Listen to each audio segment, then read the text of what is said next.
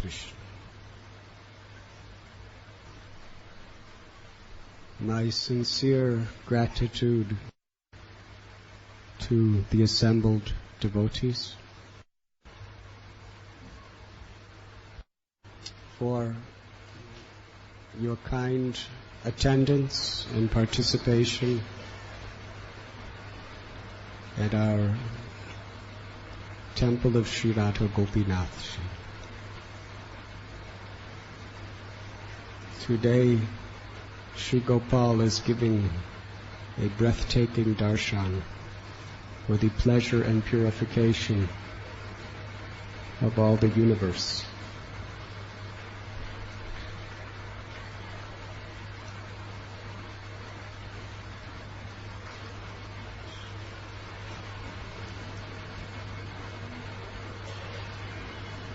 Today being Vijayotsava or Dasera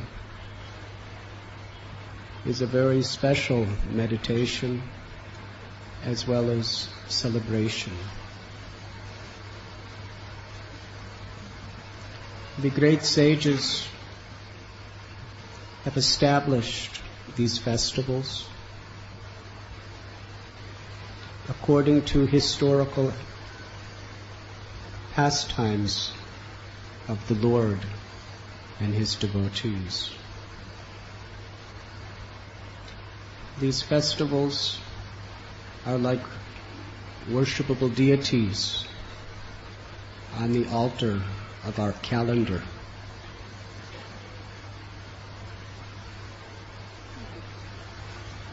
Calendar warns us of death because time passes imperceptibly. It's very difficult to see day by day how time is affecting our lives. After years, we see changes. We see we're growing, or we're wrinkling, we're aging, gradually. In a very invisible way, time consumes us. And symptoms come, but not immediately. It is all happening gradually. But with the calendar, we could actually see that the days of our lives are lessening. You will never see another October 5th, 2003 for the rest of your life. It is gone forever. And soon we see the days pass, and we have to tear off the month and throw it away. Finished forever. And a new month. And then somebody sends you a new calendar, and you throw away the whole year of the past. How many calendars have we thrown away in our life? That's how old we are.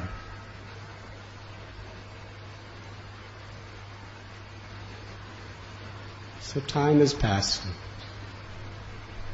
But within that calendar, which is like the altar of time, Krishna says, time I am. Yes? Time is Krishna. So the calendar is like the altar of Krishna in his deity of time.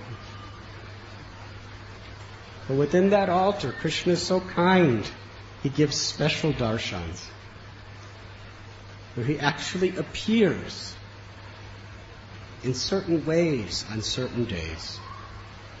And those are the holidays. I'm not speaking about Independence Day or Republic Day. I'm speaking about Janamastami, Radhastami, Govardhan Puja, Sarat Purnima, Dasera, Ram Navami, Gaur Purnima, Varaha Dwadasi, and so many appearance days and disappearance days of great acharyas. These days are worshipable because on these days the Lord is actually making himself specially available. They are opportunities where we really put our hectic lives aside and focus on the significance of the deity of that day. Krishna, his pastimes, his devotees. Rupa Goswami explains in Sri Bhakti Rasamrita, which is the guide, the practical guide of how to purify your life on the path of pure devotional service, that it is very important, whether in the temple or in your own home, to celebrate these special festival days. Because the Lord has manifested them out of his causeless mercy for us. And in doing, he's giving us the opportunity to remember him, to contemplate his mercy when he descends into this world. And especially to hear his glories in the association of devotees and to chant his holy names.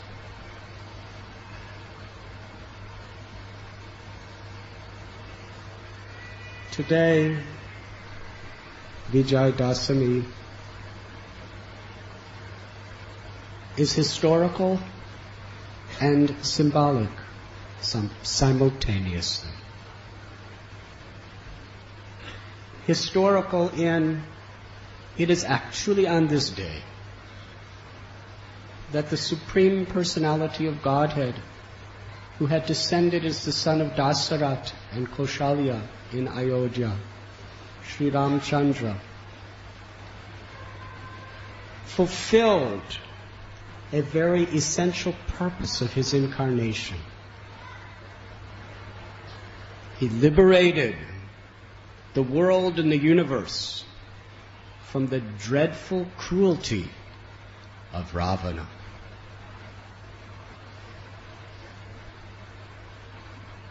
Ravan was such a demon that at the yajna of Dasarath Maharaj in Ayodhya, performed by Rishi Singha, the Devatas, the chiefs of the demigods, they actually appeared at that sacrifice and begged Lord Vishnu, who had appeared, begged him, do something about this Ravan. He's terrorizing the universe. He's creating fear and havoc in everyone. Now we have some realization of the fear of terrorism. It's felt in many, many places throughout the world, where you do not know your safety, your stability, your security, or yourself, your loved ones, your business, your home, from one moment to the next. Ravana and his Rakshasa dynasty were not only terrorizing the earth, they were based at Sri Lanka, but they were terrorizing the universe. But they didn't have to hide. They weren't these cowardly nonsense terrorists who just leave a bomb and run away or blow themselves up and become a ghost. He was right there with his people, roaring, fire blazing from his mouth, killing, slaughtering, raping, plundering, conquering. That was Ravana. And nothing could stop him. Even Indra trembled in fear. at the sight of Ravana's son. What to speak of him? You remember when Vishwamitra Muni came to Ayodhya to ask Dasarath Maharaj for the charity of his son. And Dasarath Maharaj said, "No, I will not give.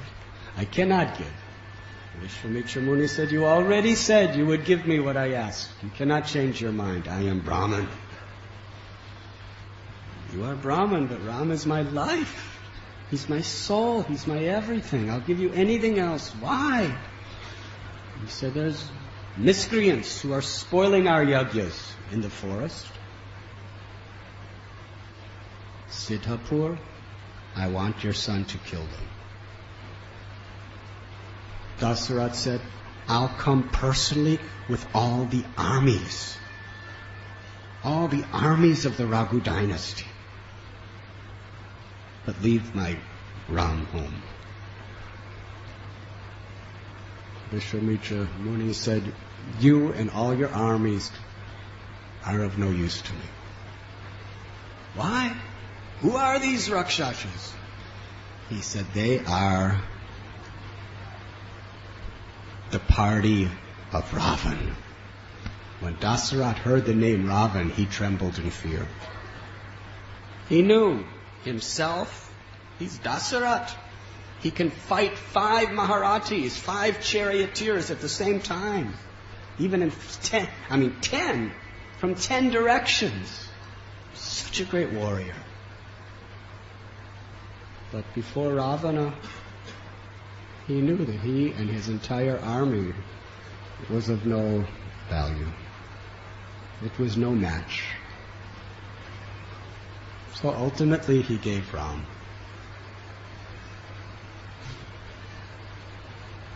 This was the power of this person. He was, if there was such a thing amongst the demigods, he was the most wanted person on the list of criminals. They would give very big rewards for anyone who could give some information of how to defeat him, how to get rid of him. But he was unconquerable. Would you like to hear something about Ravana? I was afraid you would be enthusiastic about this.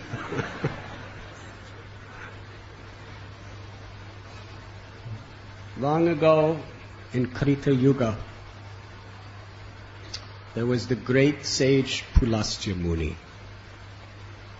who was directly born of Lord Brahma, endowed with all saintly qualities.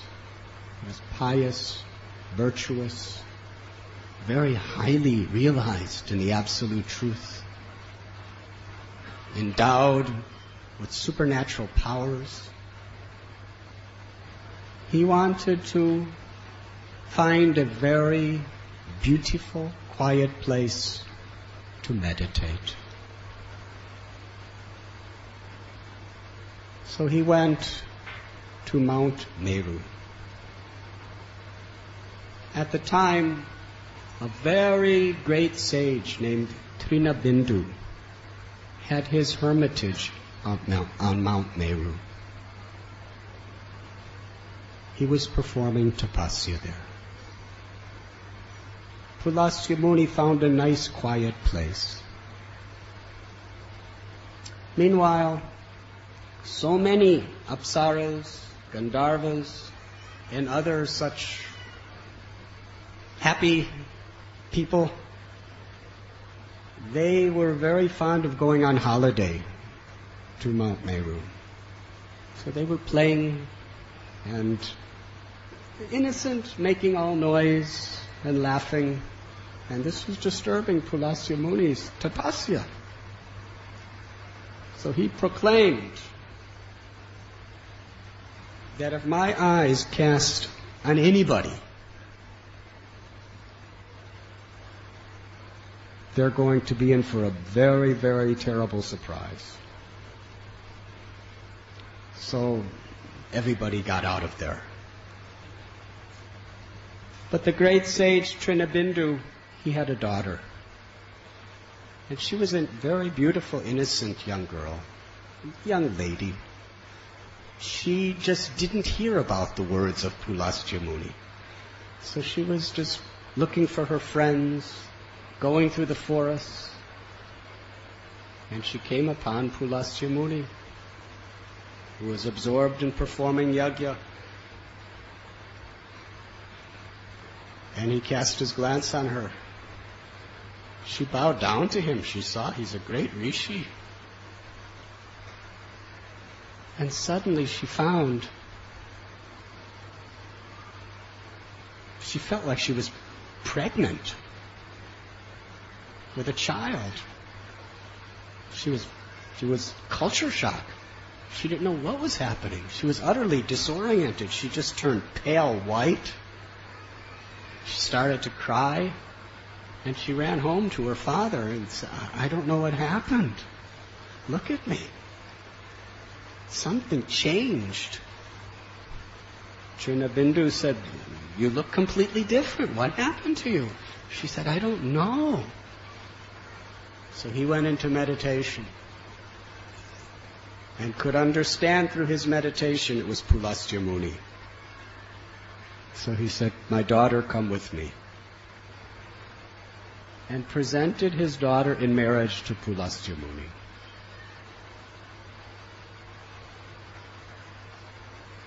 And that was accepted. So from Pulastya Muni and the daughter of the great Rishi Trinabindu, a very virtuous son was born. His name was Vishrava. With the blessings of his father, Pulastya Muni, he performed very great tapasya. He was very pious, very gentle, very highly realized in the absolute truth.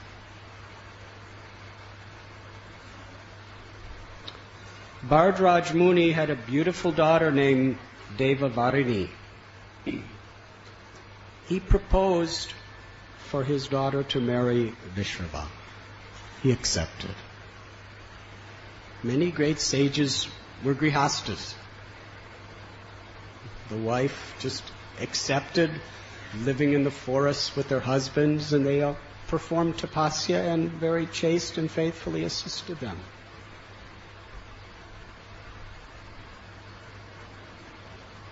They had a son. His name was Vaishravana. Vaishravana was a very, very pious man, born of very, very high parentage. On the inspiration of his father, he performed many, many thousands of years of tapasya. And Lord Brahma appeared to him and offered him boon. I want the boon of being an associate of the demigods and a protector of the worlds. Brahma said, so be it. I will give you the benediction that you will be the treasurer of all of the demigods, the heavenly planets. You will be on the same level as Indra, Yama, and Surya. You will be one of the great of the gods. And I also give you the benediction of an airplane called Pushpaka, which can take you anywhere in the universe in great opulence and happiness. Then Lord Brahma returned to his abode. So Vaishravana now had all these nice benedictions. He had become Kuvera, the treasurer of the heavens. But he told his father, I have everything except a place to live. Where should I live? So Vishrava told him, I know a very nice place. It's called Sri Lanka. I'll tell you the history of this place briefly. Long ago, at the beginning of the world, Rakshasas were born of Lord Brahma. They were very powerful. With the help of Vishwakarma, they built the kingdom of Sri Lanka as their capital.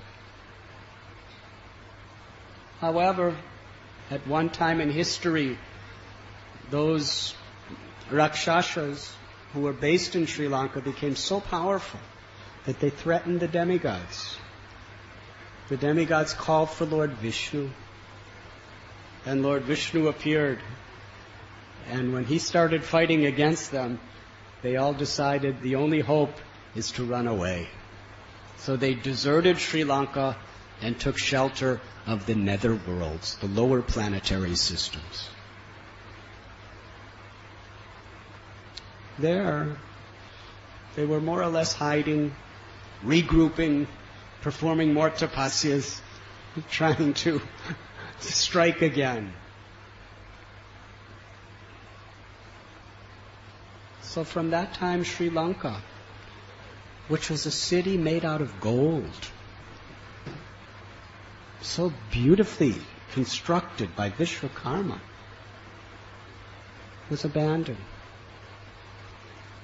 Vishrava told Kubera, make that your home. So he did. Meanwhile, one of the leaders of those Rakshasas, he wanted to come again to conquer the higher planets. Actually, there were many such demons. One of them, in fact, was somewhat pious, although he was still a leader of the Rakshasas. His name was Sumali. Sumali came up to the earth just to see what's happening. And he happened to see, flying overhead, the Pushpaka, with Vaishravana or Kuvera riding on it. I was thinking, this man is so beautiful. He's so powerful. He has such opulences. If we want our Rakshasa dynasty to continue, we need really good quality leaders. We need people like that. But the problem is he's a demigod. So he did his meditation and his research, and he found out who was his father, Vishrava. So Sumali brought his daughter, Kaikashi, and told her that you, who are so beautiful in all of your limbs, you should marry Vishrava and have children with him. That will give longevity and dignity to the Rakshasa dynasty. So Vishrava was performing a yajna, fire yajna, in the forest. And Kaikashi approached him. She was looking at the ground. Actually, she was looking at her own feet with tears in her eyes, and her toes were drawing lines in the sand. Vishrava asked, "Who are you and what do you want?" "You are a very beautiful lady. You're in the middle of the forest, all alone. What can I do for you?" So she revealed her heart. She said, "I wish to marry you and have children from you." He said, "I will grant your request, However, you made a big mistake. You asked me this question at a very inauspicious time. Especially in those days of yore, timings were very significant. He said, because you asked this question to have children from me at an inauspicious time, you will have children, but they will be the embodiments of inauspiciousness. They will be cruel, envious, lustful, proud, and they will cause grief and suffering wherever they go. Kaikeshi was very, very hurt by this. She wanted nice children. This is not what Sumali wanted, that she has these kind of children. She wanted nice children like Kuvera. So with folded hands and tears in her eyes, said, I'm sorry, I didn't take note of what time it was when I asked you this question. But please, I want nice children. It is not befitting you to have cruel, envious people who cause suffering to others as your children. You're a great Brahmin. He said, because you have repented in this way with prayer, he said, what your destiny is I cannot change, but I can give you a benediction. Your youngest son will be the embodiment of all piety and devotion. Whoever even hears his name will become purified. So Kaikeshi, daughter of Sumali and wife of Vishrava, had her firstborn son. That little baby came out of the womb.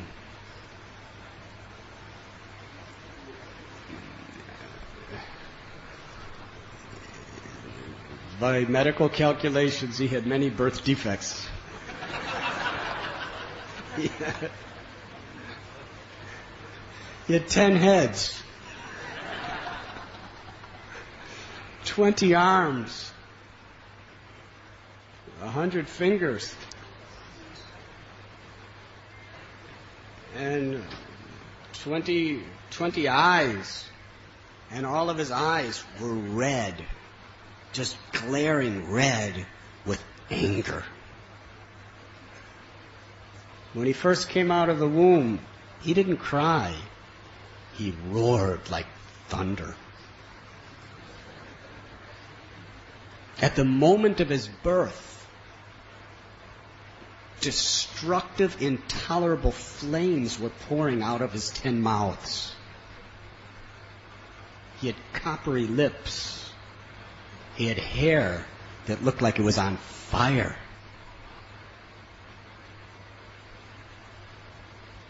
And he had such cruelty and hate written all over him. Here was Vishrava's son, not like Kuvera. He named him Dasagriva. Then came the second son. He was also he had some birth defects. He came out of the womb, and within seconds, he just grew to enormous proportions. He was an infant who can eat 20 elephants at a time.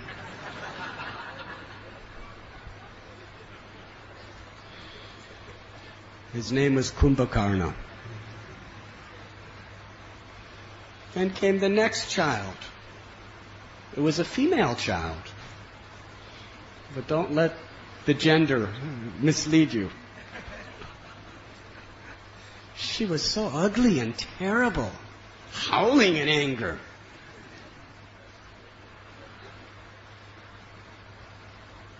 Her name was given Suparnika.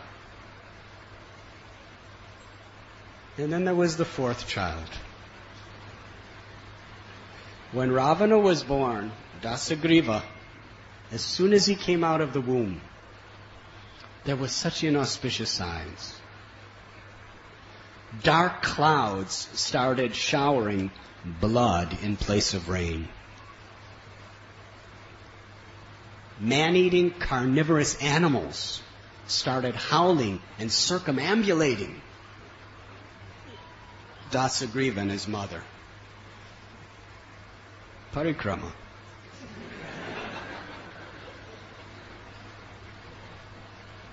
Meteors, just one after another, were just falling from the sky right onto the earth.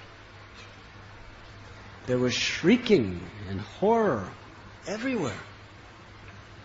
The entire earth, just by the appearance of Ravana in the world, all the oceans and seas in the world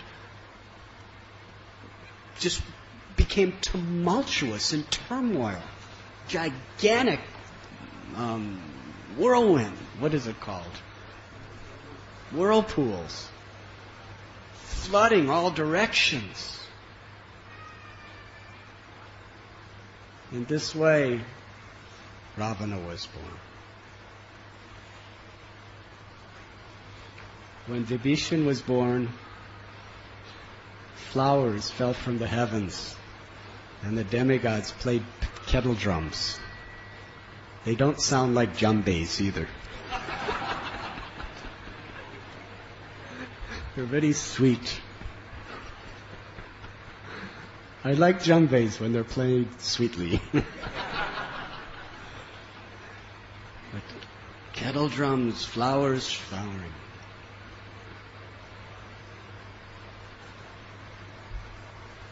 So, one day, Kaikeyi, who was with Vishrava, her husband, was visited by Vaishyaravana, the treasurer of the Devatas. And he had his pushpaka. He was living in Sri Lanka. He was so happy to see his father. But sometimes co-wives are not always without competition. So Kaikeyi was thinking, look at the opulence, the royalty that my co-wife, Devavarani, she has for her son. And my sons, they don't have anything. So she said to her son Ravana, Dasagriva, that you should also be like your cousin brother, and you should have all of this. Half-brother.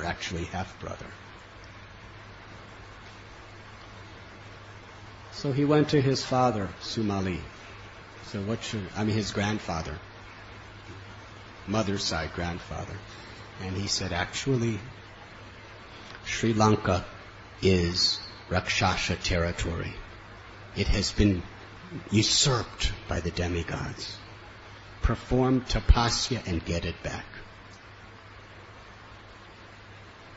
So he and his brothers and sisters went to Mount Meru.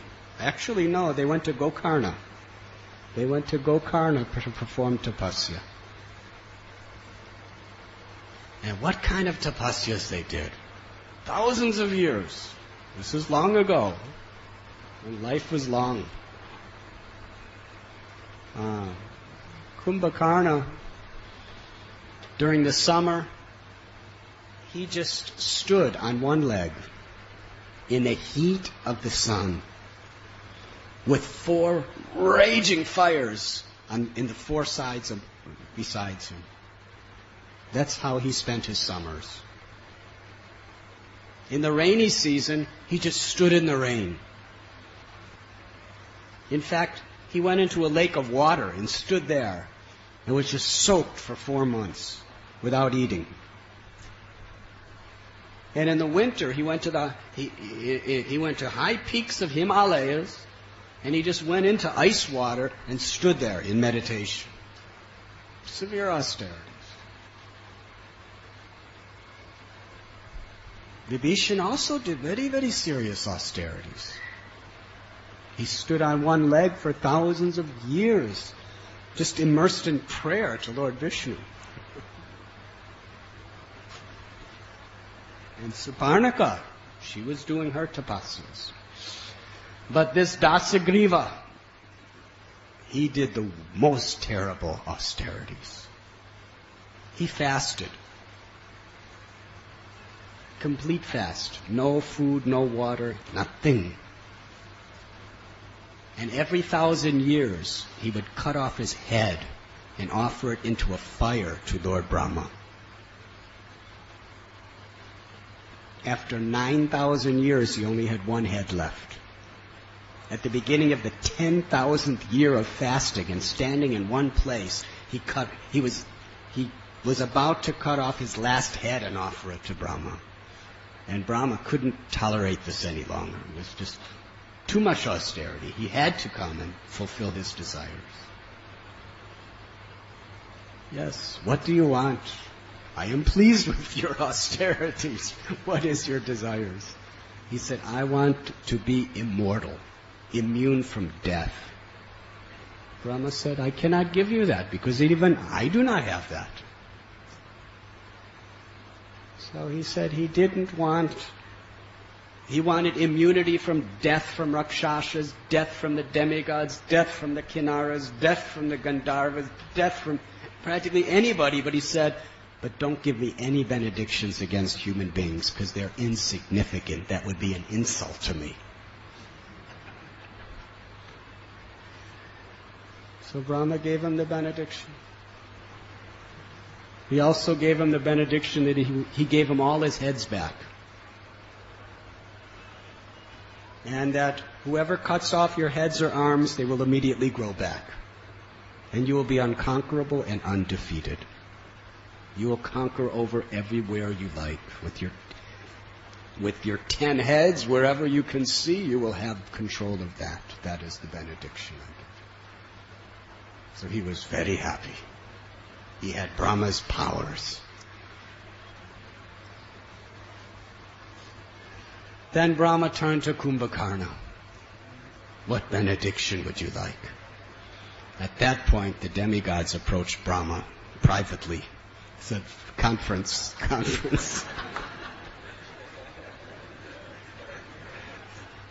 This man, this monster, he's already devouring the universe. He's devouring the demigods. He's devouring everything in sight. He's indestructible. He's all-consuming without any benedictions. He's terrorizing everyone just by his existence. If you give him anything else, the universe is finished.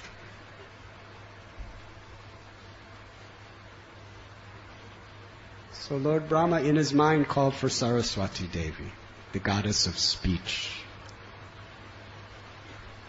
And Saraswati Devi secretly entered into Kumbhakarna's mouth to control his speech.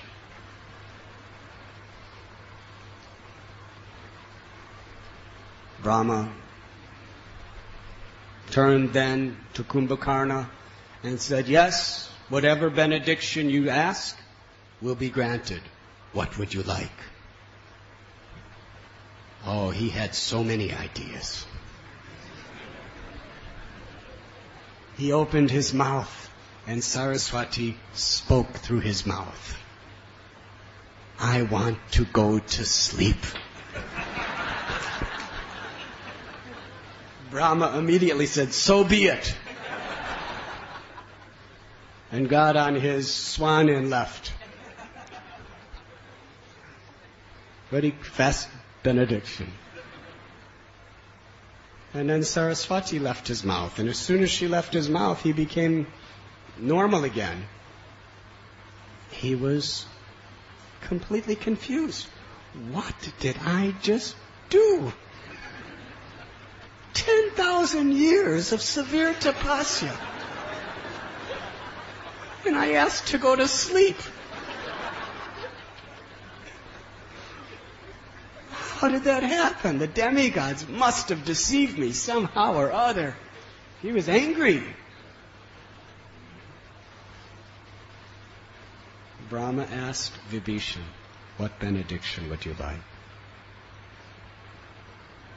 Vibhishan said, the only boon I ask for, Lord Brahma, is that whatever I do in my life will be pleasing to Lord Vishnu.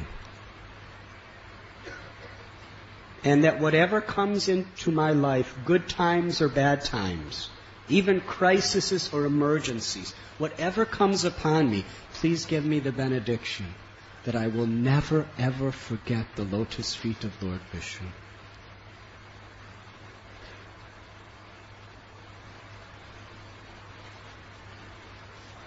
That whatever temptations,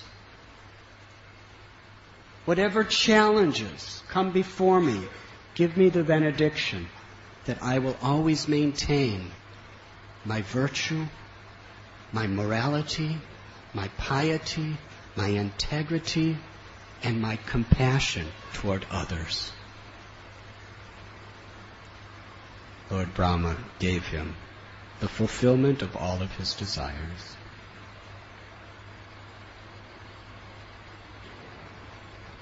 So when Ravana, who by then, from Gokarna, where he just developed massive armies of Rakshasas,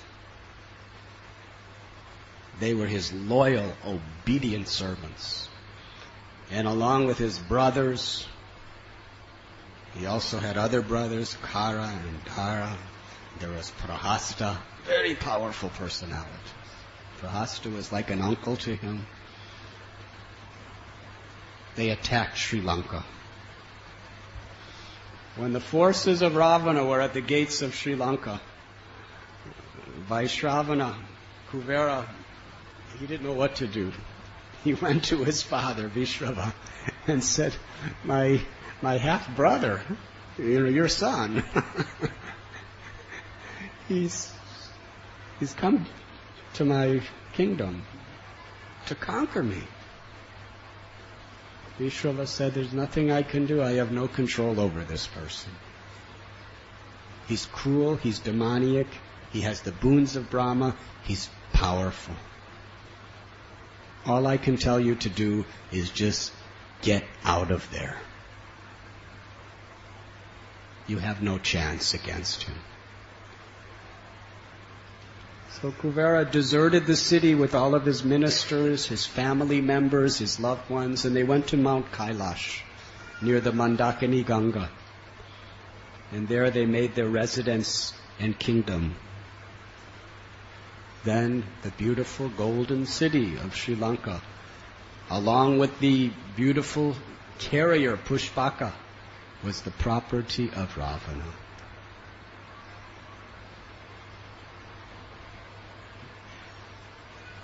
He and his brothers and sisters, they all were married.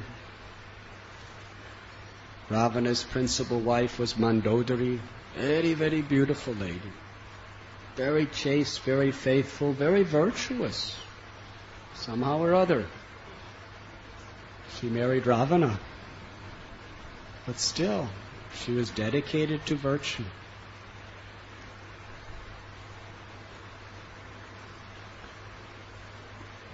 So now we will begin the story. Ravana had everything. He had more gold than anybody has ever possessed. A whole city with gigantic quantities of gold. And he was conquering all directions. He was so aggressive. He was actually, Prabhupada explained, building a staircase to heaven. Because he knew he couldn't get there by pious activities.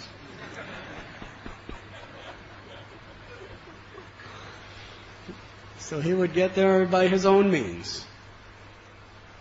In fact, Srila Prabhupada says when the people are trying to go to the moon and higher planets in rocket ships. He says, whatever they go to, they are not going to enter into the heavenly atmosphere because you can't get there by rockets or stairs. It's only by pious activities that you can actually enter into the atmosphere of these higher planets. Otherwise, you just see something else or some external. But to actually enter into the real divine kingdom of the celestial worlds, it's only possible when we are qualified. So he was very aggressive. He became such a tyrant, so powerful. He was conquering all directions. Anything he wanted was his. Can you imagine such a cursed life? Anything you want, you can get. Must be boring. Yes? People who are so rich and so powerful and have so much, life's pretty boring because anything they want, they just make a phone call and it comes. Anywhere they want to go, it's there. Whereas a simple person, he wants, it's hard to get. If he does get it, it's such a treasure, so nice, take care of it. It took me years to get this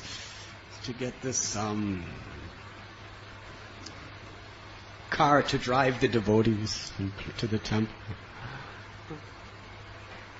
So it has value. But if everything just comes, what has value? And even friends sometimes, you don't really know who likes you and who likes your money and your power and your influence. Very difficult. As they say, it's lonely on the top. So that was Ravana. He had anything and everything he wanted. With a brother like Kumbhakarna, what can't you get?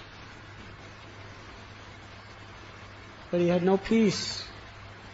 He not only had one beautiful wife, he had apsaras massaging his feet. Haribo. He had the most beautiful heavenly damsels. He just commanded them and they obeyed.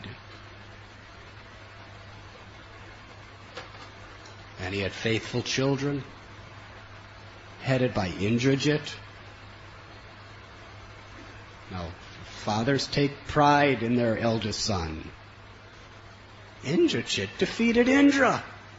Now, from Ravana's calculation, this is pride. Not winning a cricket match or something. If you're a son of Ravana, you go out and defeat Indra. Then I'll be proud of you. He did it. He had scars to show it. Very powerful.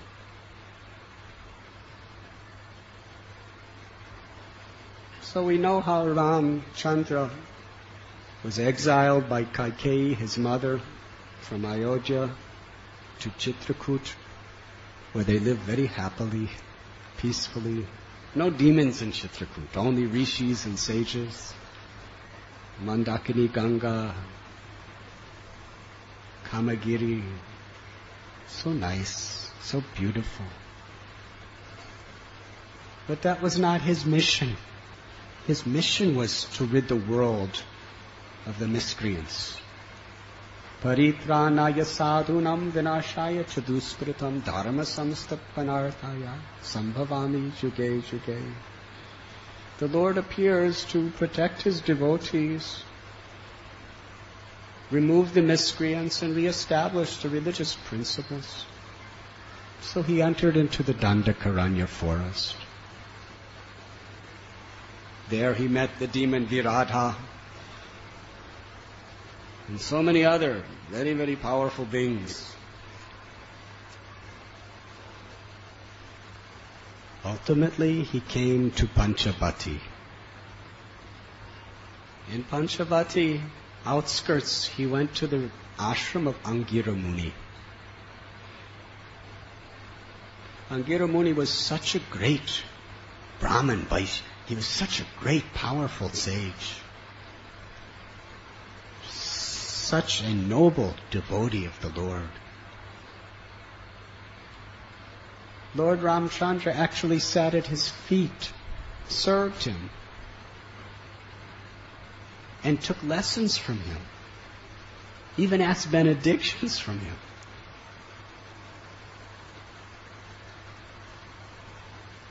For Agastya Muni giving benedictions to Ram is like taking water from the Ganga and offering it back to Ganga.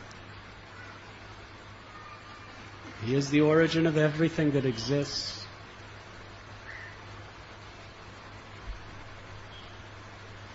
He gave him many benedictions. And he warned him about the dangers that were ahead. He gave him a special arrow. An arrow like no other in the entire creation. This was an arrow that Lord Brahma personally constructed and designed to give to Indra to conquer the universe. The most powerful weapon in creation. He gave that. It was in the care of Agastya Muni. He presented that to Ram and said, you don't need anything actually, but in your pastime Leela you are appearing like a human being, taking help from others. This arrow will be with you at the greatest time of need. And with this arrow I'm going to give you a mantra. It is called Aditya Hriday. It will empower this weapon with such supernatural, godly force that nothing and no one could possibly withstand it. The power of all the gods is within this mantra. The power of Brahma, the power of Vishnu is in this mantra.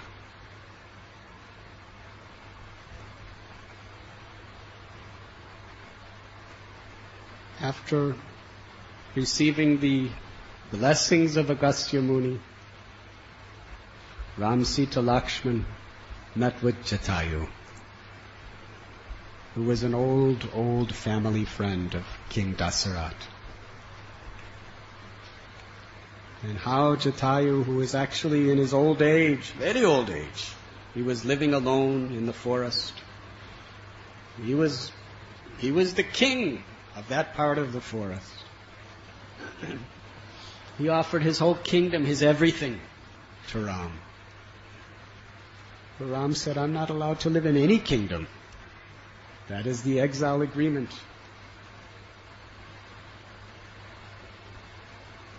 Jatayu offered his life in the service of Ram. He offered to give his very life in any way to serve Sita and Ram. And by the sincerity of his heart, he melted Sri Ramachandra's heart as Lord Ram entered into Panchavati. There at the place where today it is called Kalaram Mandir, Lakshman built a nice hut out of branches and leaves as the residence for Sita and Ram. Lakshman stood outside all night long, guarding.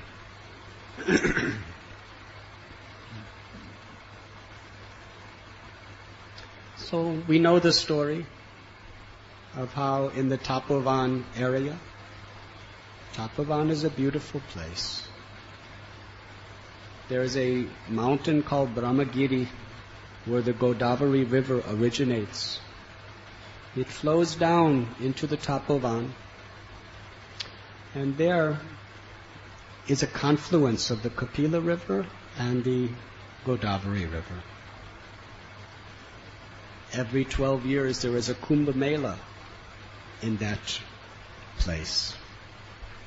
Brahmakund and the Sangam. So it is there that Suparnaka, she was a gigantic, ugly demoness. She was the sister of Ravana and Kumbhakarna. She had the same wicked heart in a female form. Who would like to marry her? A female Kumbhakarna and Ravana. Well, somehow or other, she thought Ram did. And that presented a serious problem. She proposed to Ram, "You marry me." She fell passionately in love with him. Now, the perfection of life is to love Ram, but her love was not pure. It was a difference. It was lust.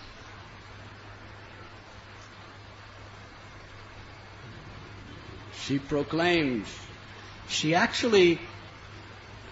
Brahma gave Ravana also the benediction that he could change into any form he liked. And Suparnaka also had this power. But she was so agitated by Ram, she thought she made herself look like a beautiful woman, but actually she forgot. So she approached him. She proposed. And Ram, very respectfully, exclaimed that I have taken the vow of only one wife. And here is my wife, Sita. But my brother, Lakshman, he's roaming for the forest and he's all alone, see? He has no companion. So he will be a suitable match for you.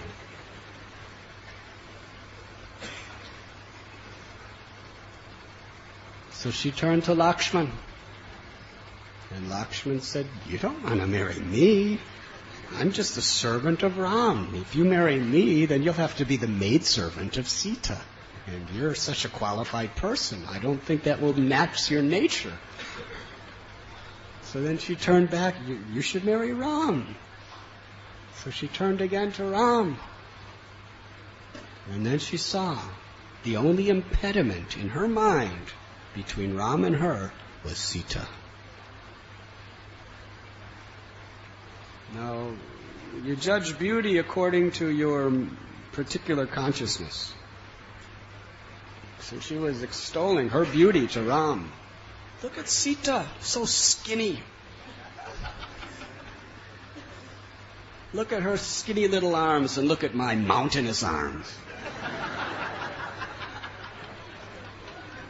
Look at her emaciated waist and look at my waist, which is like a massive war drum.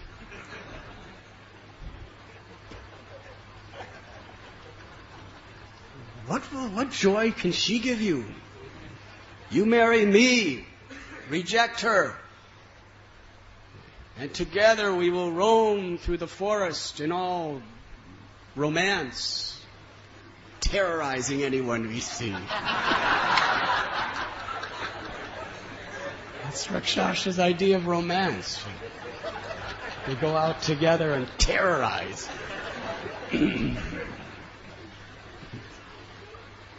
So when she saw that Ram was firm in his chastity and faithfulness to Sita, it was really not at all a test. This is his eternal consort. If it is she that is in my way, then I will immediately devour her. And she actually lunged to devour Sita. Ram turned to Lakshman and said, "Punish this wicked woman." And thus the name Nasik was established. The nose was cut, the ears were cut, and Suparnaka, because after all, however much of a Rakshasi she is, she's a lady. She's a female. She's proud of her nose. with her nose, she just chopped off her pride. And it was very painful, and to the ego especially. So she just started screaming. I'm not going to try to imitate that one. She ran out. And she went to her Kara and Dushan, her brothers, very powerful Maharati, Rakshasa warriors. They were stationed with 14,000 Rakshasas in a dynasty, an army. She said, look what you, I am your sister, you are my brother, this is the dignity of Ravana's name, our king. Go and kill them, punish them, avenge them, you must. So they attacked. Ram told Lakshman when he saw 14,000 powerfully trained Rakshasas coming toward him with the latest missiles and modern weapons. And they all had mystic powers. Any one of those Rakshasas could probably kill an entire army of the world today. And here were 14,000 of them.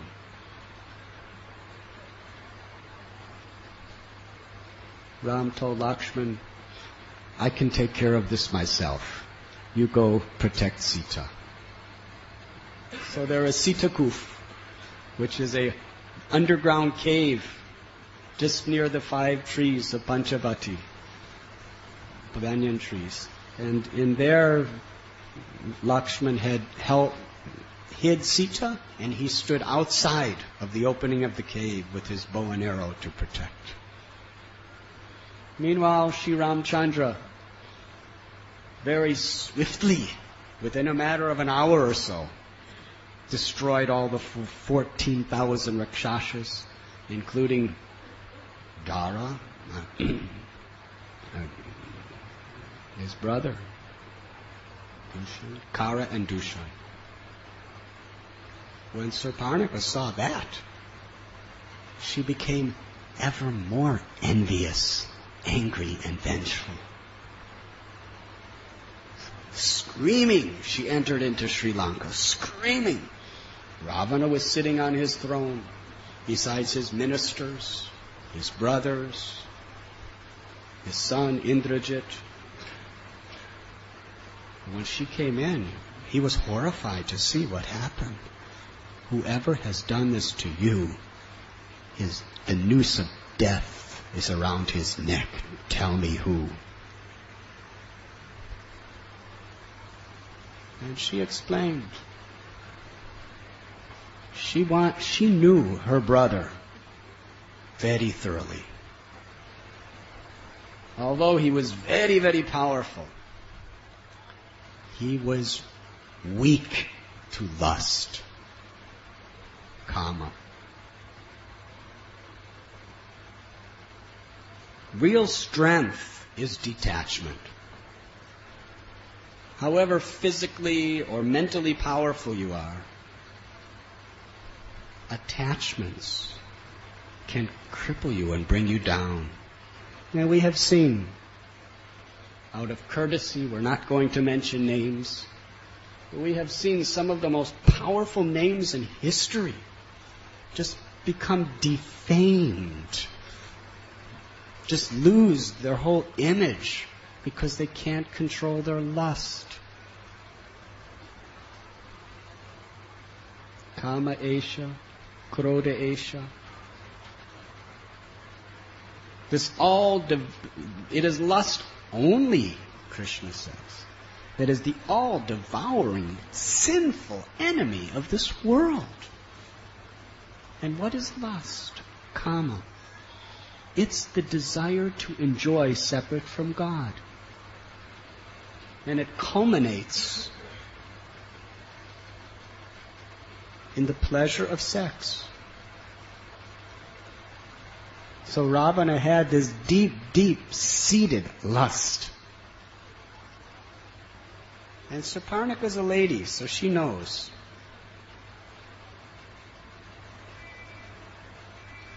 I wouldn't say a lady, but a woman.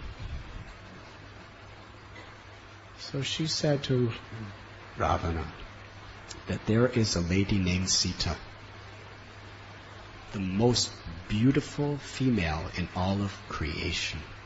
She started to describe every beautiful limb of Sita's body with such detailed, poetic description. Just hearing this description, Ravana's mind was going mad with lust. And because he's a man who gets anything he wants, he had to have her. And then Suparnika said, I wanted to bring her back to you. She's married to this mortal, human, little Ram. What is the use? I tried to take her for you to enjoy. But then Ram and Lakshman have done this to me in my service to you. Hare Krishna. Highest service. To fulfill his lusty desires. So, Ravana was absolutely determined to avenge Ram for the offense to his sister and to marry Sita. But there was a problem. Ravana was cursed that if he ever tried to enjoy a woman against her consent, he would die. Hare Krishna. So he had to be careful. So he went to Maricha, and I'm going to start going fast forward, which I'm already doing actually. He went to Maricha and told him a plan, and Maricha said, no way, Ravana. I know you're my king, but look at me. I'm living in the forest as a hermit. Do you know why? Because of my fear of Ram. It was myself and Subahu who went to disturb Vishwamitra Muni. That young boy Ram, he was only, about 16 at the time? With one arrow he killed my partner Subahu, and with another arrow he shot me in the chest, and 800 miles I flew into the ocean. Another time, myself and another Rakshasa attacked him in the form of stags. And he conquered us. He was killed, my partner, and I had to run for my life. And ever since then, my whole life is fear of Ram.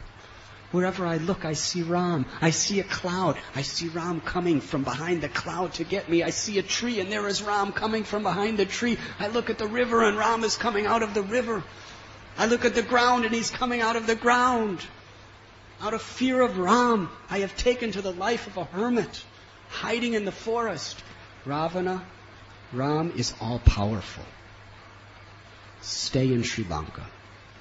You have so many nice ladies, you have so much wealth, you have a loyal kingdom. Just be happy and stay away from Ram. If you do not, you and your entire dynasty will be vanquished by him. So Ravana took his advice very seriously and went back. But Suparnika, she wouldn't accept this. She called him a great coward. And others also were coming forward and challenging Ravana. Why are you afraid? So he went back to Maricha. Essentially, he told him, either you die at Ram's hands or my hands. Out of etiquette, I cannot die at the hands of my own king. Better the enemy. But I will die, and so will you. So he took the form of that beautiful deer and allured Ram into the forest on Sita's consent and Sita's desire. And ultimately, Lakshman was sent by Sita to help him through her very persuasive words. And when they were both a long distance away, Ravana appeared. by the powers of Brahma's benediction, he appeared as a very peaceful-looking sadhu. In Nasik today, there is Sita Harana. It's a very special temple. It's the only temple I have ever seen where Sita's all alone. There's no Ram, no Lakshman, only Sita. And there's another deity across the courtyard. He's a sage. He has a beard. And he has some kind of deer skin or something, if I remember. And he has Rudraksha beads around his neck. And he has a begging pot. He looks like a sadhu. But that's Ravana. Hare Krishna. In disguise. Because he knew Sita's weakness. To serve the great rishis. To serve the devotees. So he feigned very hungry and asked for some food. But there was the Lakshman Rekha. He couldn't get through there. Lakshman drew the line which protected Sita. But he said, I can't. She said, come in, I'll give you. He said, I can't. I'm too tired. I'm too hungry. You have to come this side. And out of her soft heart, she crossed the line to give him some fruits. And immediately, he manifested his Ravana Rupa, his form of Ravan, and proclaimed his true identity. He said, you will be my wife. And she tried to get away, but he kidnapped her. Of course, according to the Kurma Purana and the other great spiritual authorities, this was the Maya Sita. Ram, knowing that all these things would happen, he actually put the real Sita under the care of Agni Dev through Parvati. And Maya Sita, an expansion of Sita, appeared to perform this lila of being kidnapped by Ravana. He had a chariot drawn by asses. They were flying through the sky very fast. And they flew over the head of Jatayu. And he heard, Ram, Ram, save me, Ram. Jatayu could not tolerate this. He was old. He really had no strength or power to fight. But he challenged Ravana. Sita, when she saw Jatayu, she said, Jatayu, don't fight. You can't win against Ravana. He's young, he's strong, he's power. You're old. You can't. You'll die. Just tell Ram where I am. But Jatayu could not stand by seeing this injustice being performed to his Lord. He knew he would die. But for a higher cause, he was willing to give his life than to stand by and live. It's higher to die for your ideal than to live in negligence of your ideal. That is spiritual integrity.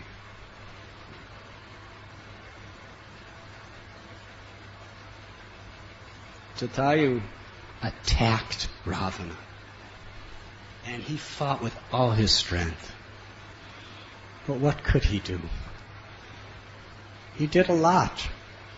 Unbelievable. He destroyed Ravana's chariot. He destroyed Ravana's charioteer, all the asses. He tore off Ravana's crown, tore off his chest and shield, broke his bows and arrows, dragged Ravana down, threw him to the ground, got on his back, and with his beak started taking out lumps of flesh and blood from Ravana and throwing it aside. Ravana was in horrible pain. And this old bird, and Jatayu, was fighting and fighting and fighting, and Ravana escaped. And at a certain point, Jatayu was so tired he could hardly move. But still, he was eager to fight.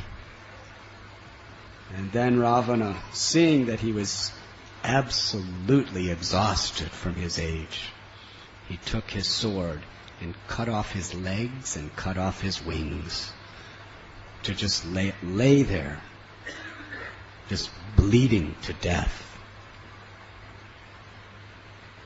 But Sita blessed, Goddess Sita Devi blessed Jatayu, that he will attain the highest benediction because he has performed the highest service.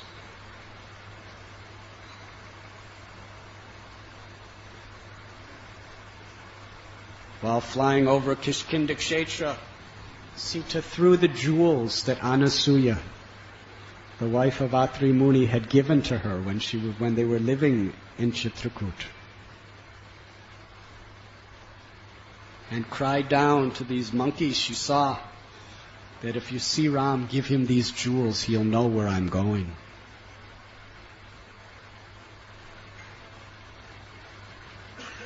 That was Sugriva, who hid those jewels in a cave. He brought her to Sri Lanka and told her that you are mine.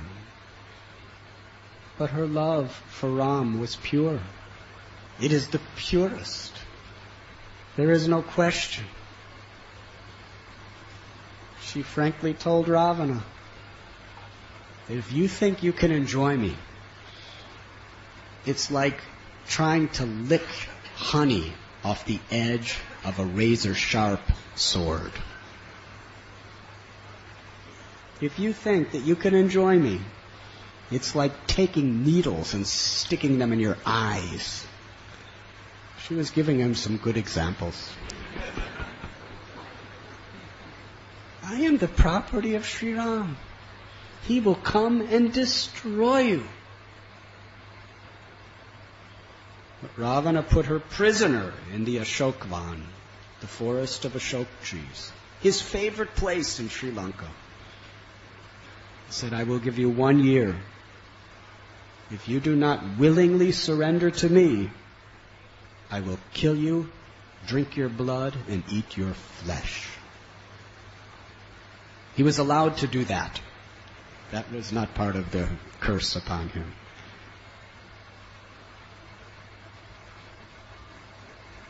So she remained, chanting the names of Ram 24 hours a day, experiencing the great ecstasy of love and separation, Vipralamba Bhav. Meanwhile, Ram and Lakshman were frantically searching everywhere. They came upon Jatayu. They didn't recognize him. They just saw this big, bloody beast. And they were thinking that the blood was Sita, and this beast ate her and was now laying on it to digest it or something. That's what people do sometimes. So they were, this beast, this blood, it must be Sita's blood. He has devoured her. Let us kill him. Jatayu just gave his life to Ram. And here Ram is thinking he's the worst enemy, about to kill him. Jatayu somehow or other moans out, Ram, Ram, I am Jatayu, the son of the friend of your father, Dasarath, your devotee. When Ram understood that this was Jatayu, his heart melted. What happened? Tell me. He told the whole story. Ramacandra held Jatayu's head in his arms. Jatayu left this world. Ramacandra told him, when you leave today, you will go directly to my eternal abode in Vaikuntha, where we will never be separated. In the arms of Ram, he gave up his body, chanting the holy name.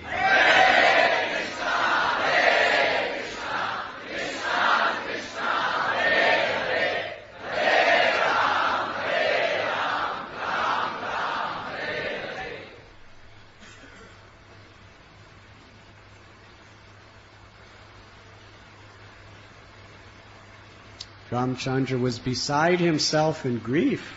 Both he and Lakshman were weeping, crying.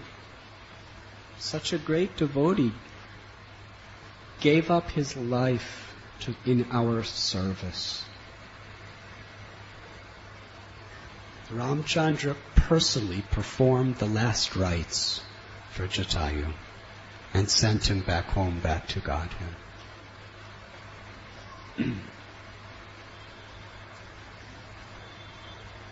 They continued their search. They came Kabanda, that big demon with one eye in his chest. As they were liberating him, he told them that you should go to Pampasarovar. Make allies with Sugriva and his minister Hanuman. They will help you. So at Pampasarovar, he met with Hanumanji, who brought him to Sugriva. And there was an alliance. The Chaturmasya had begun. So at the conclusion of the rainy season, Sugriva would dispatch all of his armies to find Sita, providing Ram delivers him from Bali, which was done quite, not exactly easily, but it was done. So, in Malyavanta, a mountain at Kishkinda Kshetra, there is a beautiful deity of Ram. He's chanting the name of Sita on Japamala, and his hand is upon his heart, meditating on Sita within his heart in separation. It was Hanumanji who crossed the sea with one jump and found Sita in Ashokavan and assured her that Ram was coming to deliver her. Actually, Hanuman said, I'll take you back right now. Just jump on my back. He said, no, I can't. I cannot touch any other man but my Ram. All right, Ram will come. There is no fear. He was singing the glories and names of Ram. He explained to her the separation of Ram.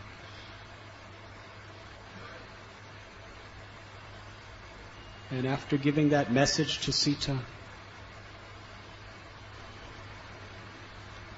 delivering the gift of Ram to Sita, Hanuman wanted to do some extra service. Devotees always want to do something extra. That's bhakti. Can never do enough.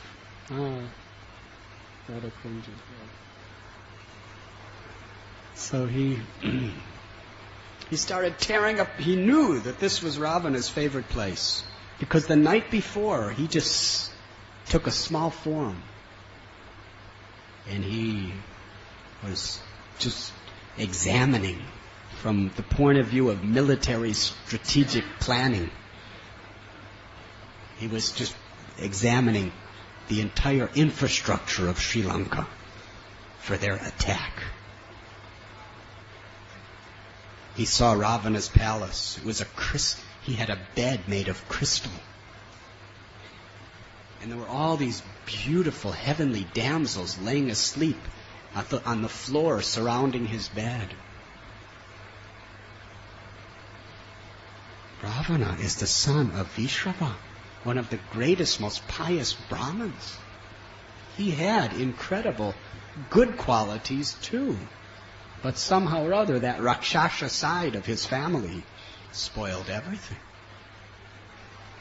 Hanuman was thinking, if he was a devotee, he could do unbelievable service. But somehow he's a victim of lust and greed and false ego.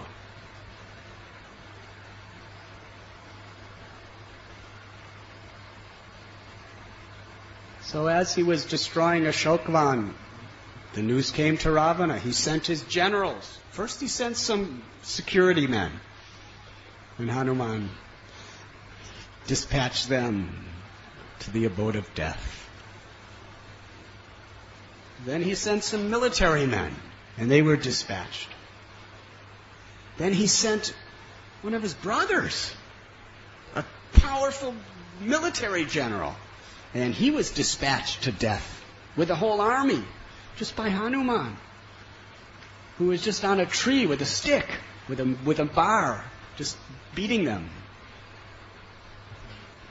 From the front he was beating them with a stick, and from the back he was beating them with his tail. They were defenseless. They were screaming in pain. He was massacring them. Finally, Ravana sent Indrajit, his most powerful son, the greatest of his generals. And Indrajit, with a mystical snake rope, he tied up Hanuman. Well, actually, Hanuman, he could have easily defeated Indrajit. Maybe not easily, but he could have done it. But he was thinking in his heart, I want to see Ravana's palace. I want to tell him my message face to face. Hare Krishna. So he allowed himself to be captured. He was brought before Ravana, tied up. And Ravana chastised him, why you have done like this. And Hanumanji said, I am the servant of Ram. Give back Sita now or die.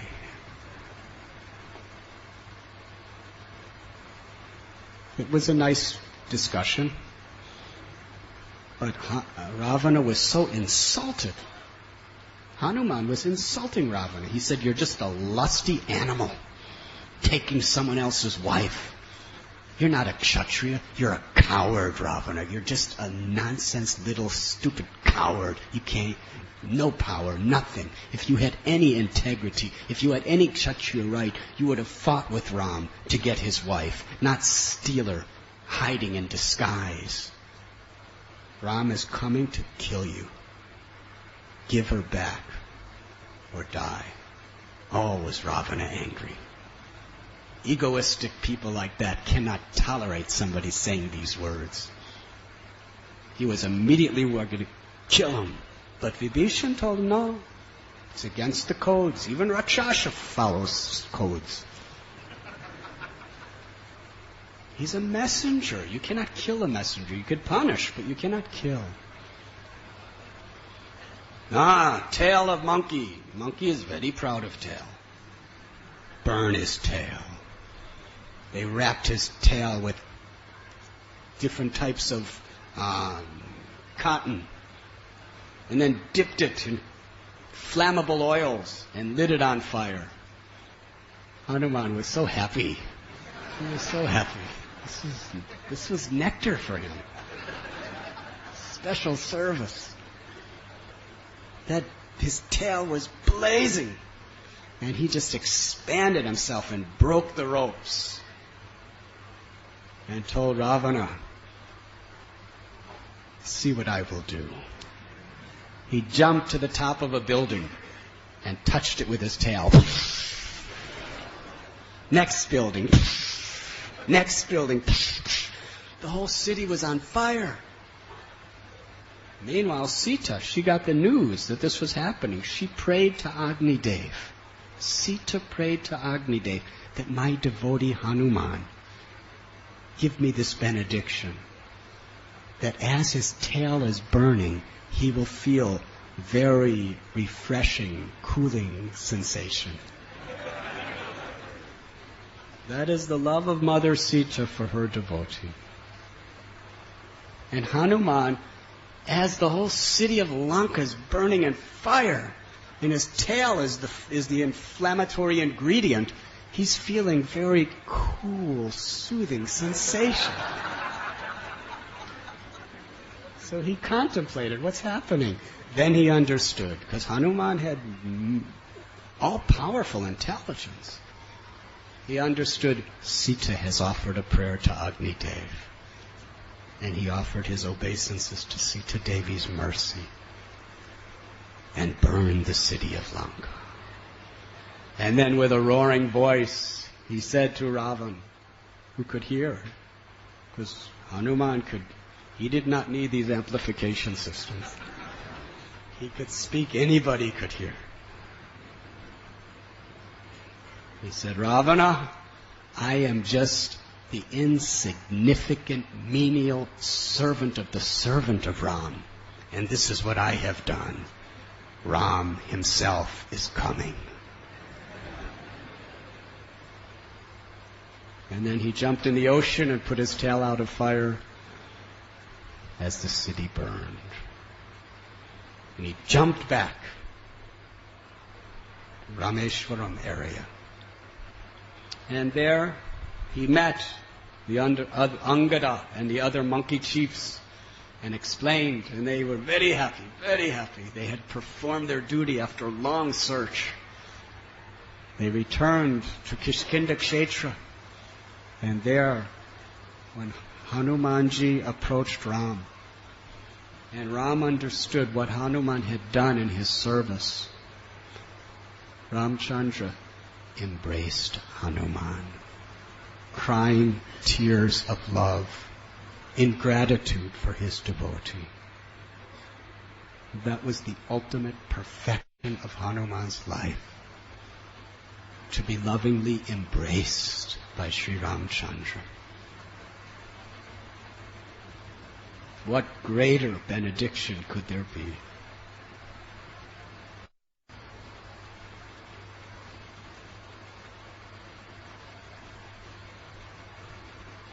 They built the bridge across the Indian Ocean with floating rocks. It was 100 yojanas wide and 800 yojanas long. It was a big bridge. And hundreds and thousands of monkey soldiers. The only weapons they had were sticks and stones. And Hanuman had club. Nothing. And the great battle of Sri Lanka ensued. It was a terrible war. In Valmiki Ramayana, there are many chapters describing the very exciting, suspenseful, and devotionally saturated details of this great war. Monkey soldiers, although had no weapons, and Ravana's soldiers had all the highest military weapons, mystical weapons, they were fighting for Ram. It was a battle. And one by one, Ravana was sending his best generals, his sons, his brothers, his uncles, were all defeated. There was nothing he could do to succeed in the battle. Ravana was becoming frustrated. As a last resort, let us wake up Kumbhakarna. This was not an easy thing. It's a long story. Because when he slept, this man was really in the mode of ignorance. It's not that just an alarm clock. They had to have chariots of horses running up and down his chest. They had to have massive elephants running up and down his chest. They had huge gongs, ringing right at his ears. Gong, gong, gong. They had gigantic wooden mallets with nails at the end. And they were beating it against his body, trying to wake him up. All simultaneously happening. Meanwhile, because he likes to eat, that was his, when he's not, besides sleeping, eating is his pastime. So they had gigantic mountains of flesh, all the fleshes he liked the best. And big bucket after bucket of fresh blood, thinking that might wake him up. He didn't. Finally he woke up, and he ate everything. Within minutes. Powerful digestive system. Just ate everything. And then after he ate, he was satisfied. They told Ravana wants to see him. So he got up. And from behind the walls, the monkey soldiers, they saw this gigantic personality walking. And they were terrified just seeing him. Who is that?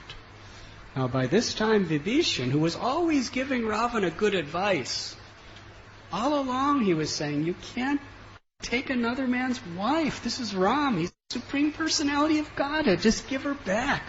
But Ravana was so angry with Vibhishan. He wanted to kill him. Ultimately, he rejected Vibhishan. And Vibhishan went and joined Ram's forces. So Vibhishan said to Ram, even Ram and Lakshman said, who is that?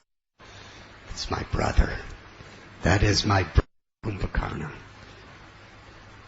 He told all about him. So Ravana told Kumbhakarna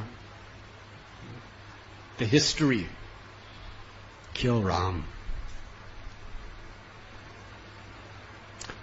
Kumbhakarna told Ravana, no one can kill Ram. It's not possible. Just return Sita. Just return Sita, that's all. Let's live. Otherwise we're going to all die. Ravana said, kill Ram. So Kumbhakarna said, all right, I will kill Ram. So he went out into the battlefield. And Kumbhakarna was terrifying. He was just eating just handfuls of monkeys, just putting in his, not just right hand, left hand, everything. He was just putting it. And it was blood of the monkeys coming out, and the other monkeys, that they were fearless, but this was beyond their limits of being fearlessness. I mean, seeing people die, seeing your fellow soldiers dying in the battlefield is one thing, but seeing them being eaten alive, that was too much. They all just ran away. He was trampling like ants.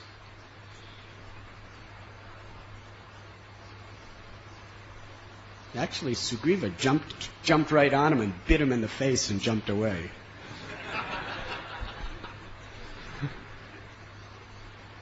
So ultimately Ramchandra was the only one who could face Kumbhakarna. And it was a good battle. Ram cut off his arms with arrows. Then he cut off his legs with arrows.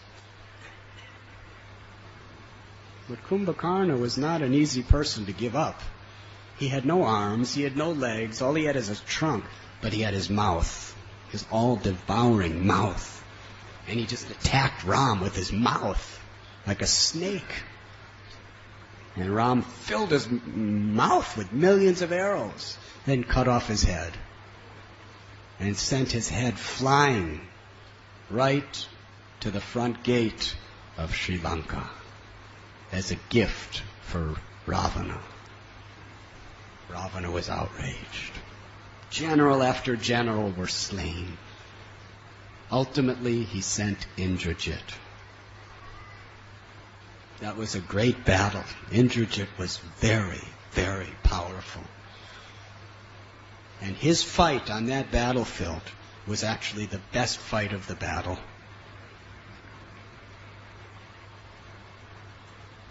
But ultimately, when he was performing a yajna to gain more power, Lakshman killed him. When the news came to Ravana that his dearest, eldest son, the crown prince of the Rakshasa dynasty, had been killed, he couldn't believe it. He could not believe it. Indrajit had benedictions. He couldn't be killed. What to speak of just being a father, not willing to accept this thing. Ultimately, when he finally believed it, he was simultaneously heartbroken and outraged. Then he realized, I personally have to enter the battlefield. Actually, he was such a demon. He was really a demon, Ravana. Classic demon. His first reaction, after he somehow or other adjusted to the reality that Indrajit was dead by Lakshman, is to kill Sita. It's because of her that my brothers, my son, and my whole dynasty is being destroyed. He just marched into the Ashoka Grove, pulled his sword to kill Sita. You are the cause of the destruction of everything because you will not surrender to me. But Mandodari was pulling on Ravana, pulling on him, saying, no, she didn't do anything. You kidnapped her. You're a warrior, you're a fighter, go kill Ram. What has Sita done? Show your prowess against Ram, not this helpless girl. And his ministers told him the same thing. Actually, everyone loved Sita.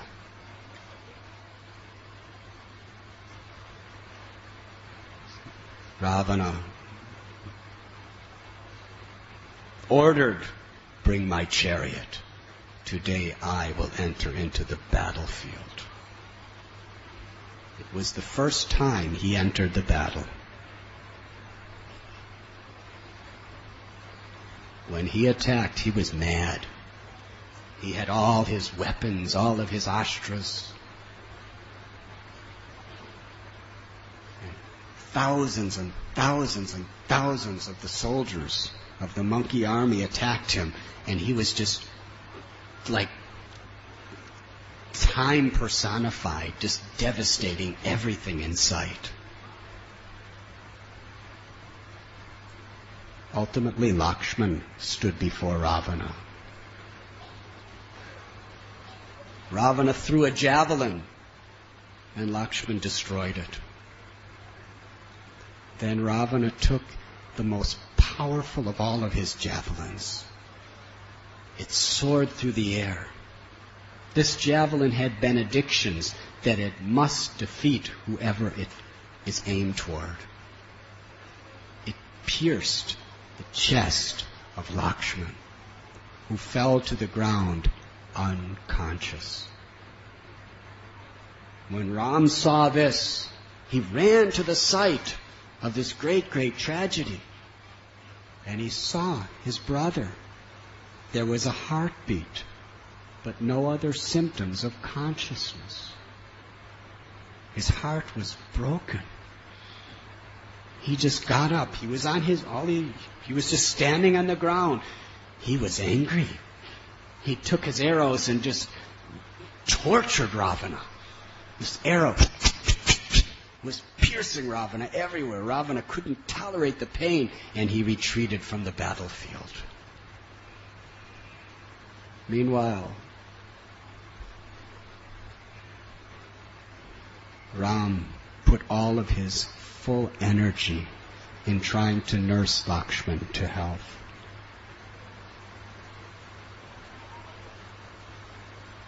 He didn't know how. Although he's the Supreme Personality of Godhead, he was appearing out of his Leela like a human being. Not as a human being, but certain qualities to attract the love of his devotees. Jambavan saw Lakshman's condition and said, there is still a very faint beat in his heart. He can be saved. There is a herb at the Mahodaya mountain in Himalayas. Hanuman could get that herb. Ramchandra dispatched Hanuman immediately. Bring the herb. In one jump, Hanuman went from Sri Lanka, the battlefield, all the way to the Himalayas. And there was the Mahodaya mountain. But he couldn't find the herb. But that was not going to distract Hanumanji. He lifted the entire mountain and holding it in one hand, with one jump returned to Sri Lanka. The monkey doctor, Shushena, went to collect the herb. As soon as Lakshman smelled it, he was brought back to consciousness.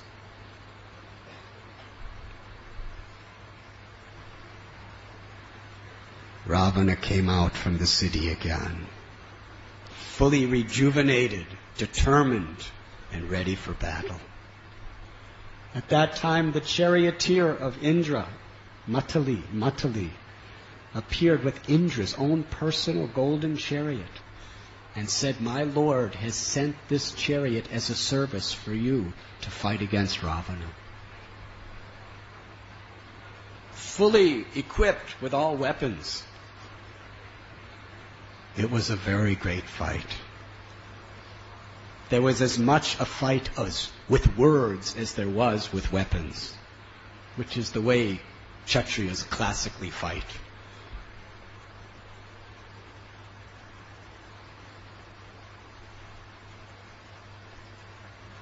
Ram, with very sharp arrows, wanted to finish Ravana off. He cut off all his arms. But immediately, 20 arms grew right back. He cut off all 10 heads. Immediately, all the 10 heads grew back. Ravana represents lust. He is lust personified, kama. The demon of lust, anger, pride, greed, anger, and illusion. These demons have made their kingdom in our minds and our senses.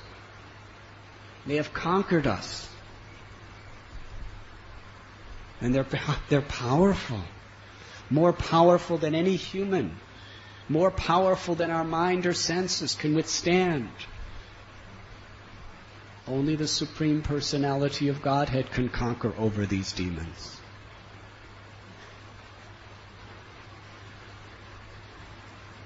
The Lord has appeared in His holy names. It is our shelter. It is our protection from all danger.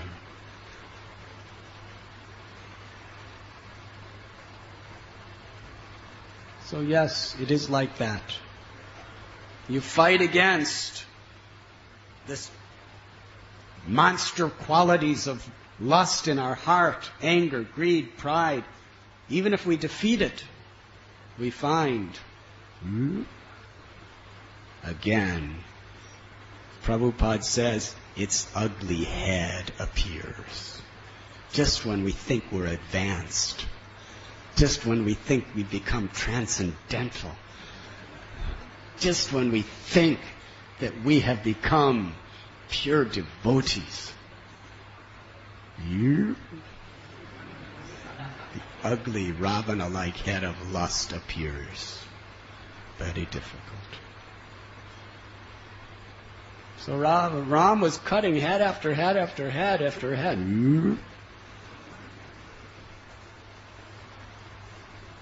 Vibhishan explained to Ram, there is nectar that has been stole by boon. Ravana has received nectar in his heart.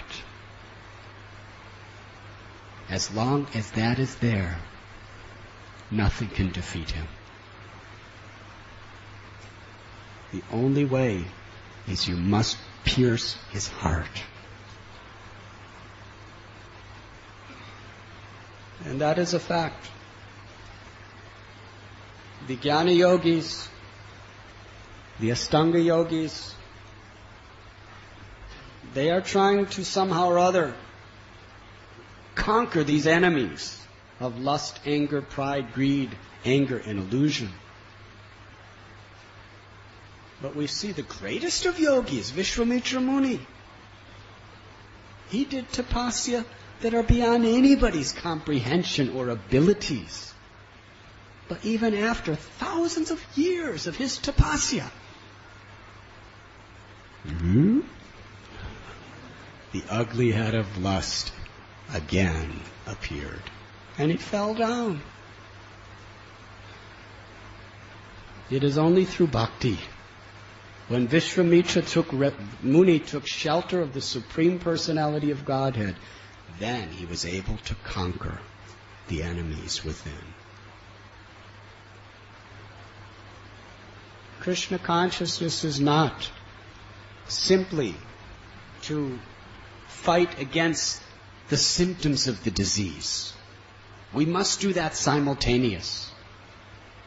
But we must cure the cause of the disease. We must go to the heart of the problem. The heart of the problem is we want to be the enjoyer. We must clean our heart. And how do we clean our heart? The Lord has told us the only way that's practical in this age of Kali. Cheto darpanam marajanam. We can clean our heart by letting Krishna into our heart. Krishna is all pure. Therefore, the greatest weapon in all of creation is God's holy name.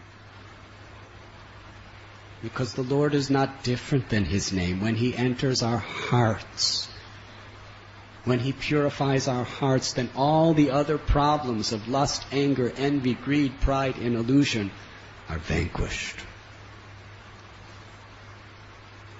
This is the unlimited glory of the prime benediction for all humanity, the congregational chanting of the holy names of the Lord.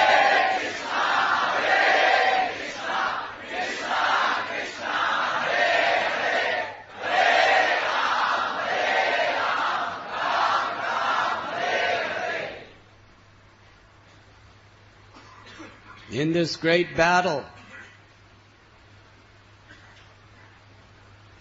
Ram remembered the words of Agastya Muni. He took out that arrow, the arrow that Agastya Muni had bestowed upon him, the most powerful arrow in all of creation. The arrow itself just seeing it, wreaked fear in the hearts of his enemies and joy in the hearts of his devotees. It was shining like the sun. Its feathers were presided over by Vayu. Its tip was presided over by Surya and Yamaraj. Its weight was presided over by Mount Sumeru.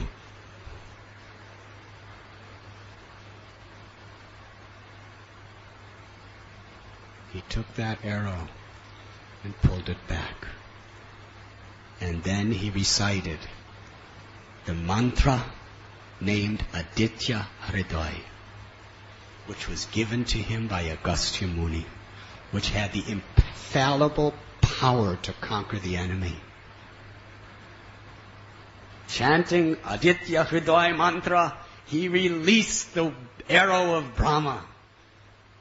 As it soared through the air, it illuminated blinding light in all directions. Ravana saw it coming and was utterly helpless before it. Such power. It penetrated through his hard, mountain-like chest, went right into the core of his heart, dried up the nectar, pierced his heart. Ravana reeled in pain. All his 10 mouths vomited blood. He trembled. He fell to the ground like a massive mountain,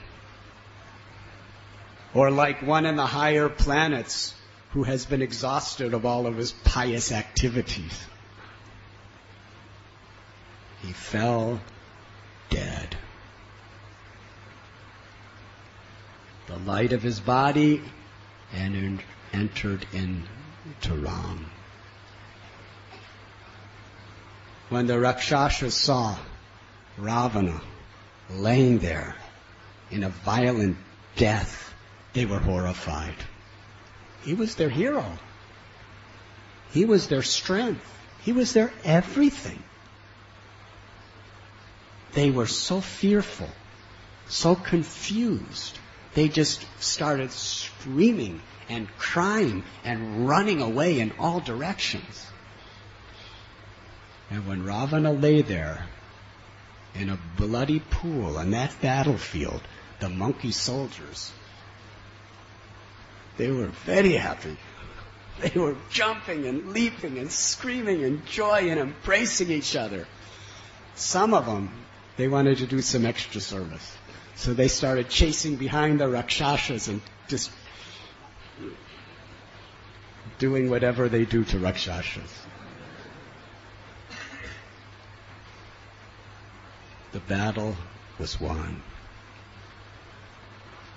Mandodari, the principal wife of Ravana, came out, weeping and crying, embracing the dead body of her husband. And she started preaching to his spirit soul. She said, Ravana, I warned you. I warned you time and time again. You have been killed by the curse of a chaste woman. Mandodari explained to the spirit of Ravana that although you're the king of the Rakshasas and you have the boons of Brahma, your powers cannot be compared to that power of a chaste woman. You have defied her. Ramacandra is the Supreme Personality of Godhead. Why couldn't you have been content with what you had? Why have you done this? Your brother, Vibhishan, your wife, your well-wishers, we warned you. Why? Now we are widows. All your brothers' wives, the entire Rakshasa dynasty of soldiers, all their wives are now widows. We have lost everything. Because of because of your desire to enjoy.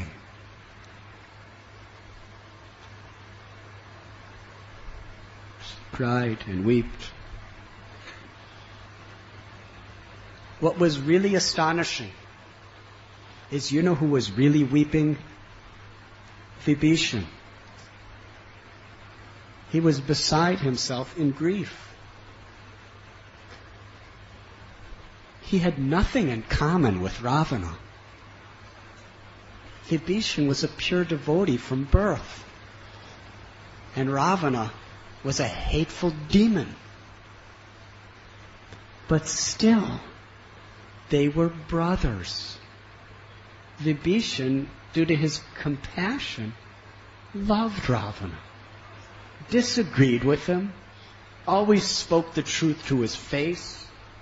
Ravana wanted to kill him. He was ready to kill Vibhishan. It was his other ministers that told him not to, otherwise he would have killed him.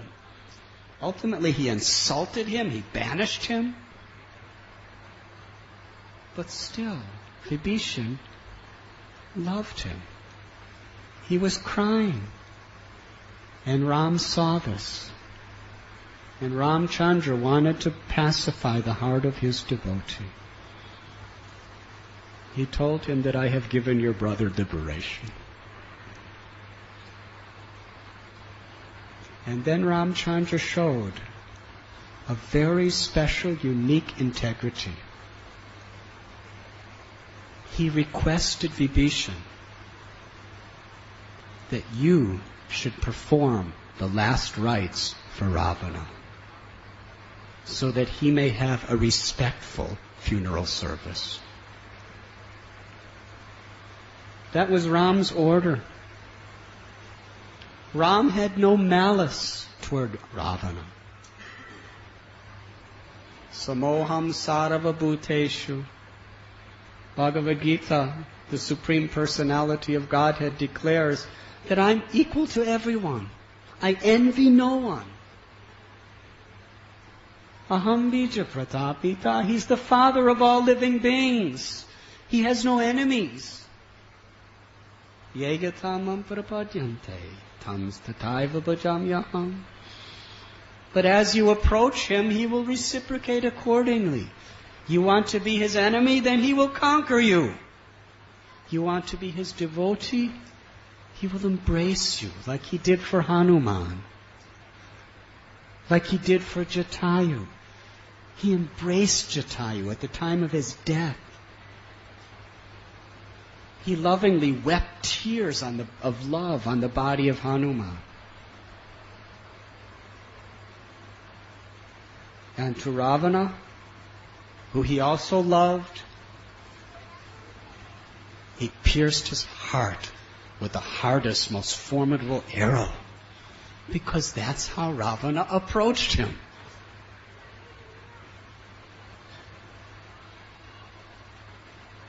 That is the greatness of God. Who else is such a loving Father?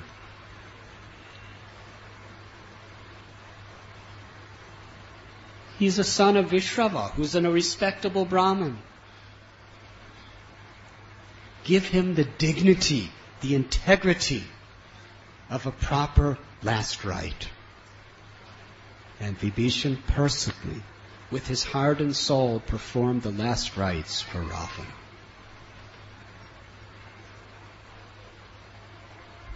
Sita was returned to Ram.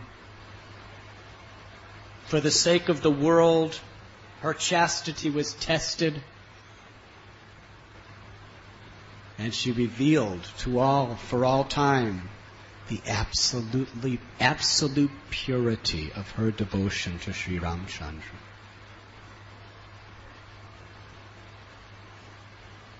They returned to Ayodhya, where Sri Ramacandra was coronated as the king. Today represents good over evil. Godliness over godlessness. Morality over immorality. Love over hate and envy. Today represents bhakti, devotion, taking shelter of the Supreme Personality of Godhead as the only force that could conquer all the obstacles on the path of Krishna consciousness. Dasera is the day that we celebrate victory. Victory of defeating Maya and all of her powers with the mercy of the Supreme Personality of Godhead. Today is a day of hope. Today is a day to build faith. Today is a day of taking serious vow to take wholehearted shelter of the only shelter in all of creation, the Supreme Lord, who has so mercifully appeared in this age of Kali in His holy names.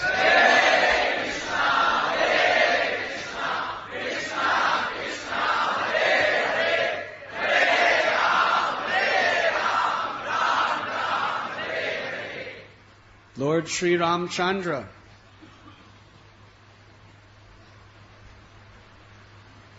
appeared in this world to enact pastimes, to give us knowledge and devotion.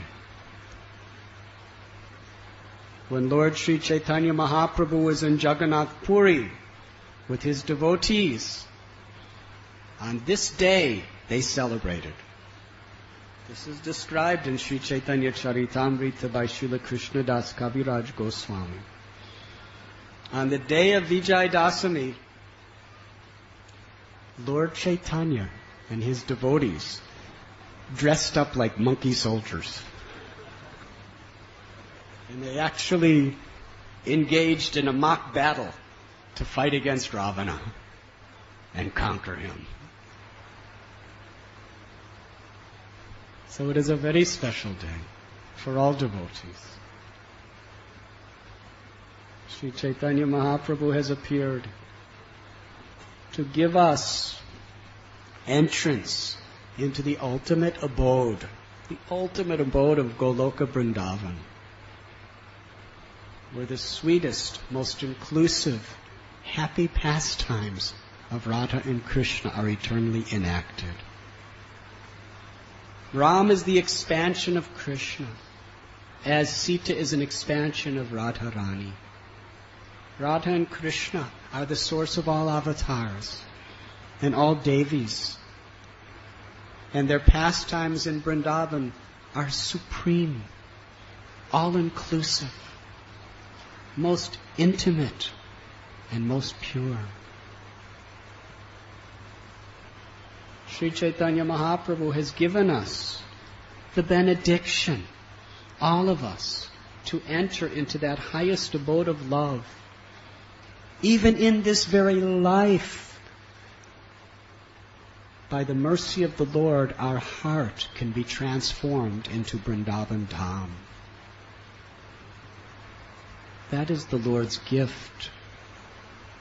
But yes, in order to achieve that destination, we have to fight the Ravana within us and without. Lord Chaitanya, who is Krishna, he put aside his Sudarshan chakra. Lord Chaitanya, who is Ram, put aside his arrow. Who is Parasaram, he put aside his Paras, chopper. Who is Lord Narasimhadev, didn't bring his nails.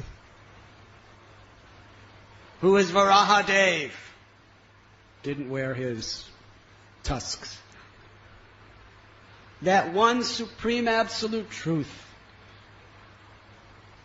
in his original form, appeared as Sri Chaitanya Mahaprabhu. Krishna Varnam Pisa Krishnam Sangopanga Shaparashanam Yagyai Sankirtana Praya Yajanti Hishamedasha.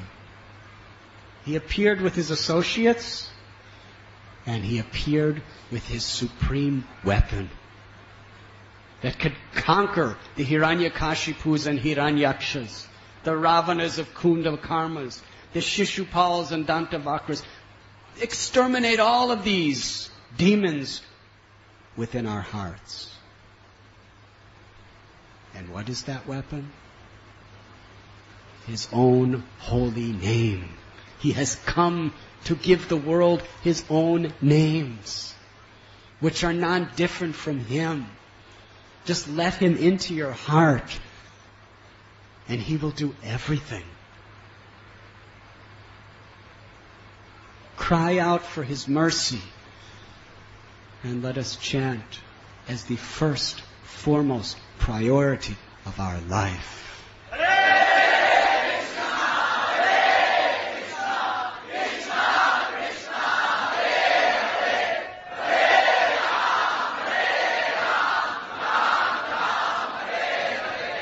In this way, if we chant the holy name, guarding against offenses, in the spirit of the servant, of the servant, of the servant,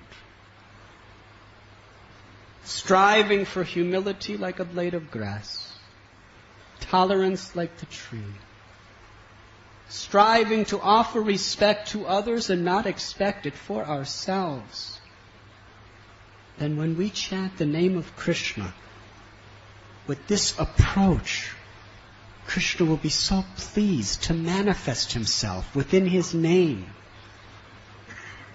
and bring victory to our lives. And then we will understand the essential meaning of Vijayotsava. I thank you very much. Srila Prabhupada Ki Jai. The gift of the highest salvation through such a simple and practical method. If we simply embrace within our hearts Prabhupada's mercy with sincerity and accept his gift, there will be victory. What is the greatest victory? To always remember Krishna and never forget Krishna. In life and beyond. At this time, we will have kirtan. This is the most appropriate celebration for Dasera. Harinam Sankirtan. I'm sorry I spoke so long, but sometimes I do that.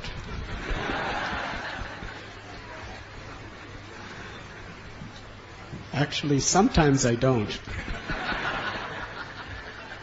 Hare Krishna.